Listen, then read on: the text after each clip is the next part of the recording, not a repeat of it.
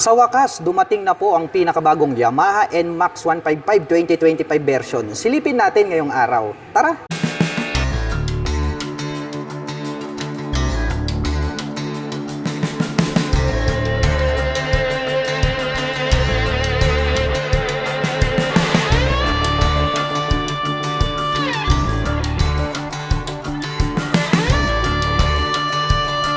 Nandirito na po ang pinakabagong Yamaha NMAX 155 at talagang binago na po nila yung kanyang body and design. At ang pag-uusapan naman po natin ngayong araw ay yung mga noticeable changes na ginawa nila rito sa bagong Yamaha NMAX. Unang-una, mapapansin natin bago na po ito pong kanyang headlight design. Dito po sa bandang gitna, gumagamit po ito ng dual projector lights.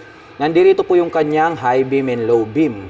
At ang isa pa na talagang napakaangas ay ito pong kanyang daytime running light dahil para po itong nagsisilbing kanyang mga nanlilisik na mata.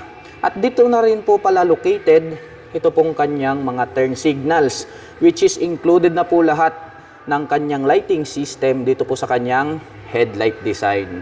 Matte black color naman po ito pong naka V-shape design dito po sa bandang ibaba. Combination niyan ng glossy black. At ito pong kanyang integrated na windshield, binago na din po nila yung design. Dahil kung inyong mapapansin is naka M-shape design po siya rito sa bandang harapan, habang yung una is naka-curve po yun. The same pa din po sila na ito po ay naka-built-in. So hindi po yan adjustable. Glossy black naman po yung kanyang kulay. At dito po sa kanyang side profile, mapapansin natin na medyo numinipis, no? Naging slim type po siya. Unlike dun sa previous version na medyo bulky siya. Pero maganda pa rin yung kanyang dating dahil nga binago nila yung kanyang headlight design. May makikita po tayo rito na Yamaha logo in chrome color. Combination naman to ng glossy black, tapos matte black po siya. Mapunta naman po tayo rito sa kanyang front suspension. Gumagamit po ito ng black color na telescopic fork. Glossy black naman po rito po sa kanyang cover at ito pong kanyang front fender ay matte black color naman po siya. At may nakalagay naman po rito na ABS, also known as anti-lock braking system. Naka dual channel ABS po ito, both front and rear. Kaya pagdating po sa mga sudden stop, nothing to worry about dahil hindi po maglalak ang mga preno. Nito pong ating Yamaha NMAX. Dumako naman po tayo rito po sa kanyang single rotor disc brake with single pot caliper na glossy black. Itim din po yung kulay nito pong kanyang mag wheel. At ang sukat naman po ng kanyang gulong rito sa harapan, ito po ay mayroong sukat na 110 by 70-13. Tubeless na po yan. Mapunta naman po tayo rito po sa kanyang meter panel display.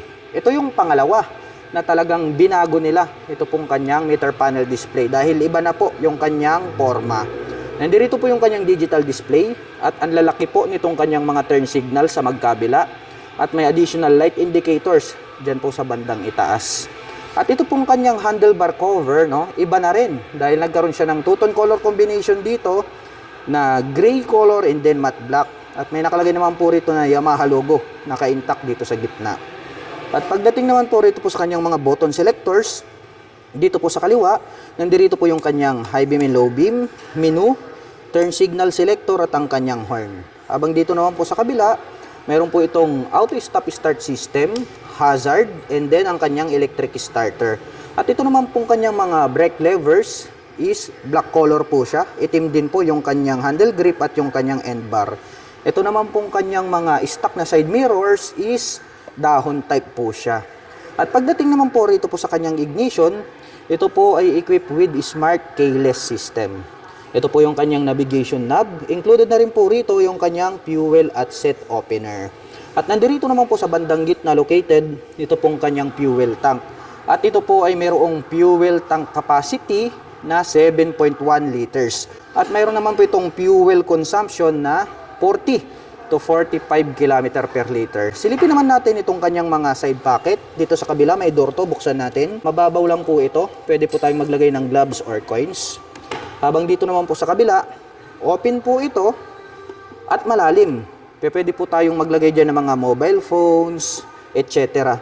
At ang pang-apat na makikita natin na bago dito po sa Yamaha NMAX, ito pong kanyang USB charging port dahil ito po ay naka USB Type-C So before is gagamit ka pa ng car lighter. Pero ngayon, USB ready na siya at ang kagandahan niyan, Type-C na. Fast charger pa po siya. Kaya pwede na po kayong mag-recharge dyan ng inyong mga dalang mga mobile phones and gadgets. Mapunta naman po tayo rito po sa kanyang pillion board. Ang nagustuhan ko rito po sa Yamaha NMAX 155 na to ay napakalawak po talaga. Ito pong kanyang stock na pillion board. Mayroon po itong rubber cover on top na anti-slip. Sukatin natin para malaman natin kung gaano kaluwag talaga itong kanyang pillion board. Ang luwag po talaga, yan o. Saktong-sakto yung sukat ng ating paa. At ang kagandahan niyan ay pwede po nating i-stretch itong ating mga paa pagdating po sa mga long rides driving situation. Less fatigue pagdating po sa mga malalayong biyahe dahil pwede nating i-stretch yung ating mga paa. Subukan naman po nating sakyan ito pong pinakabagong Yamaha NMAX 155 para malaman natin kung gaano nga ba ito kataas. By the way, para po sa mga magtatanong, ang aking height is 5'6". Makikita nyo naman, lapat na lapat yung ating paa. Kaya masasabi ko na very comfortable ito para sa mga tulad ko na 5'6" and height. At sa tansya ko naman ay kayang-kaya po itong i-maneuver at abot na abot po ito ng mga 5 platin above. Ito naman pong kanyang upuan, matte black color po siya. Simple lang naman itong kanyang seat cover. Malambot po ito pong kanyang upuan kaya more comfortable po siyang sakyan. Dito naman po sa kanyang side profile, may makikita po tayo rito na NMAX na 3D emblem in chrome color.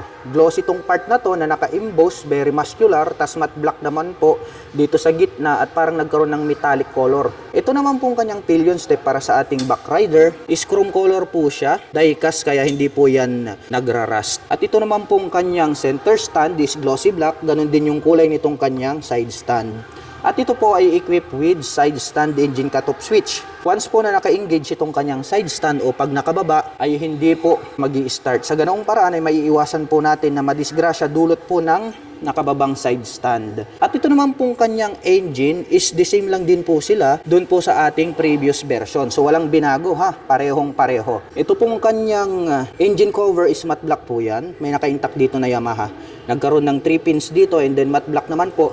Ito pong kanyang airbox cover. So ito po yung standard version. Kaya wala pong nabago dito po sa kanyang engine. Parehas lang po yan sa ating previous version na NMAX. Ito po yung ating pinakabagong Yamaha NMAX standard version. Ito naman pong kanyang integrated na grab bar is makapal. Kaya masasabi natin na matibay. Black color po yan. At panglima sa mga binago nila rito po sa Yamaha NMAX na 2025 version ay ito pong kanyang tail light assembly. Dahil talagang mas mabangis na po siya ngayon. Curve po ito dito sa bandang gitna. May nakalagay naman po rito na Yamaha logo in chrome color.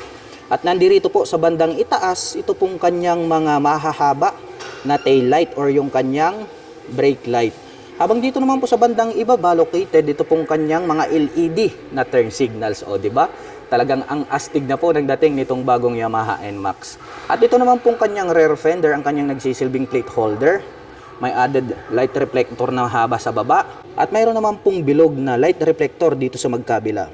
At ito pong naka-imbus na part na to pag ating sinilip ay mayroon na po itong plate light. At pagdating naman po rito po sa kanyang rear suspension, ito po yung pang-anim na binago dito po sa bagong Yamaha NMAX. Dahil kung before yung kanyang rear suspension na standard lang, ngayon po ay naka-dual sub-tank shock absorber na po siya. O, diba? Talagang ang bangis nitong bagong Yamaha NMAX. Ito pong kanyang canister is para po siyang matte brown. Silver naman po yung tip at glossy black naman po. Ito pong kanyang coil spring. Asahan po natin na ito pong dual sub-tank shock absorber ay makakapagbigay po ito ng outstanding na bouncing performance. At ito pong kanyang radiator cover para po siyang nagkaroon ng pins dito na sharp. At makikita natin na ito po ay equipped with liquid cooling system. Kaya maaasahan po natin itong scooter na to pagdating po sa mga long rides driving situation. Ito naman pong kanyang stock pipe. Matte black po ito pong kanyang head protection guard. At mayroon naman po itong single exhaust.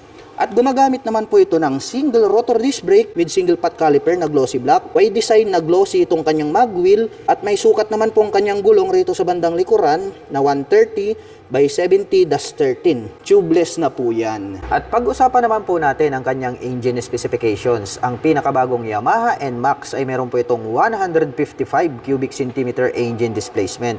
Naka single cylinder, single overhead cam, 4-stroke with 4 valve. At nakakapag-provide naman po ito ng maximum power na 11.3 kW at 8,000 RPM. Habang nakakapagbigay naman po ito ng maximum torque na 13.9 Nm at 6,500 RPM. At ang presyo po ng Yamaha NMAX 155 2025 standard version ay nagkakahalaga po ito ng 155,900 pesos. At kung gusto mo naman pong kumuha ng hulugan ay kailangan mo lang pong mag-down payment ng 26,800 pesos.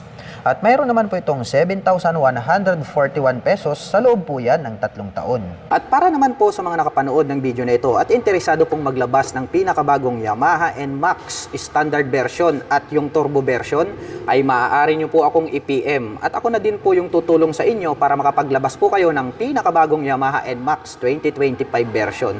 At bukod dyan, kung malayo naman po kayo dito sa aking exact location ngayon, ay ako na rin po yung magre-recommend ng pinakamalapit na Yamaha Guanzon motorcycle dealer sa inyong lugar para hindi na rin po kayo mahirapan. Hanggang dito na lamang po. Kita-kits po tayo sa mga susunod na motorcycle updates. Bye-bye!